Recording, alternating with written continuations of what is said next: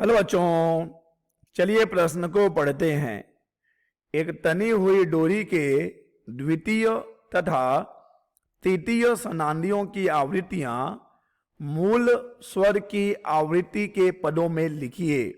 चलिए सबसे पहले हम लिख लेंगे मूल अवधारणा।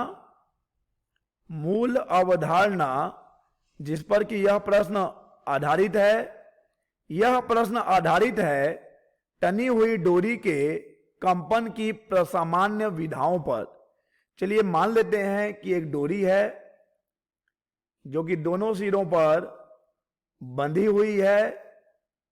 मान लिया बच्चों की इस डोरी की लंबाई L, इस डोरी में तनाव कैपिटल T और इस डोरी के एकांक लंबाई का द्रव्यमान स्मॉल m है। और अगर हम मान लें कि इस डोरी में कंपन P खंडों में हो रहा है, तब बच्चों यहां पर कंपन की जो आवृत्ति होगी उस आवृत्ति का सूत्र होता है n बराबर P बटे 2L वर्गमूल T बटे m। जहां पर कि बच्चों P क्या है?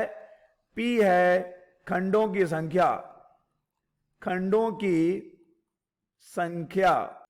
तो चलिए बच्चों हम इस प्रश्न को हल करेंगे इसी सूत्र की सहायता से।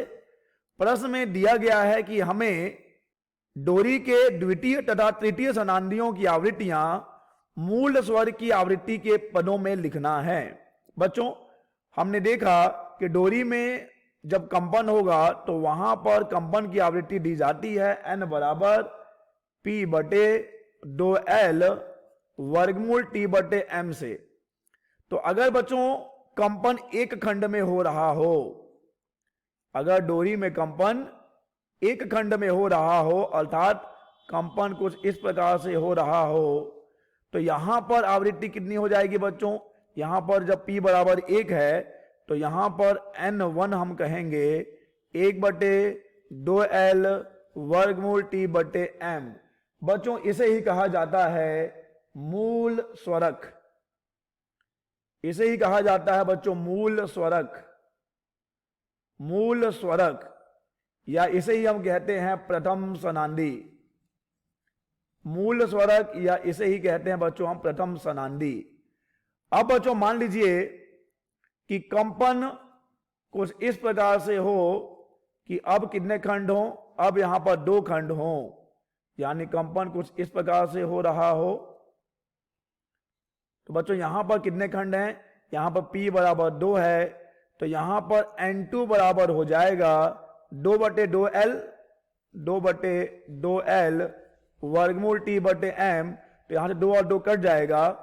या फिर हम इसे कह सकते हैं कि N2 जो है बच्चों 2 गुना है N1 का। बच्चों इसे हम कहते हैं द्वितीय सनांदी। इसे कहते हैं बच्चों हम द्वितीय सनांदी। यह है कंपन की कौन सी सनांदी? यह है कंपन की द्वितीय सनांदी। तो बच्चों हमने देखा है कि हमसे पूछा गया है कि हमें द्वितीय और तृतीय सनांदियों की आवृत्तियों को मूल स्वरक की आवृत्ति के पदों में लिखना है। तो देखिए जो द्वितीय सनांदी की आवृत्ति होगी वो मूल स्वरक की कितनी होगी? 2 गुनी होती है। ठीक है बच्चों, द्वितीय सनांदी की आवृत्ति मूल स्वरक की 2 गुनी होती है। चलिए अब हम बात कर लेते हैं तृतीय सनांदी की। बच्चों जब हम तृतीय सनांदी की बात करेंगे तब कंपन होगा 3 खंडों में, यानी P का मान होगा 3। देख लीजिए अब कंपन कैसे होगा। अब कंपन कुछ इस प्रकार से होगा। अब कंपन होगा 3 खंडों में। तो यहां पे P का मान 3 है, तो यहां पे N3 बराबर मिल जाएगा 3 बटे 2L वर्गमूल T बटे m। तो यहां पे N3 बराबर हो जाएगा 3 गुणा N1। अतः बच्चों हम देख सकते हैं कि जो कंपन की तृतीय सनांदी है, जो कंपन की तृतीय सनांदी है वह मूल स्वर की 3 गुनी होती है। ठीक है बच्चों, तो यहां पर हमने द्वितीय सनांदी और तृतीय सनांदी को मूल स्वर की आवृत्ति के पदों के रूप में व्यक्त कर दिया है।